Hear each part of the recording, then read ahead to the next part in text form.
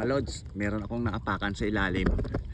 Nung nakaraan, sinabi nila sa akin na patay daw yung isda na ipinalabas ko. Pero ngayon, papakita ko sa inyo. Ganito rin yun nung nakaraan. Pero matagal-tagal na rin yun, mga ilang linggo na yun.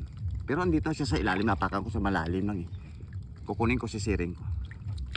Ilalagay ko sa gitna ng bangka natin. Yan ang alimango.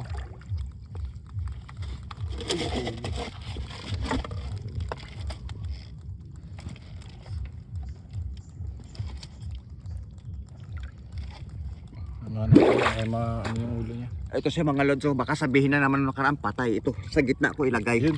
Ito. Oh, sabihin nyo akong patay. Yan. O yan mga lods. Oh. Ngayon, Laki ah. masabi ba ninyong patay yan? Oh. Yan mga lods. Oh. 3 tao na makaulam nito. Nung nakaraan sinabi sa akin patay. Oh, panoorin nyo mga lods.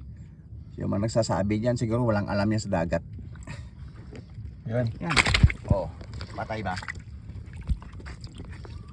Yan yung kasama kanina.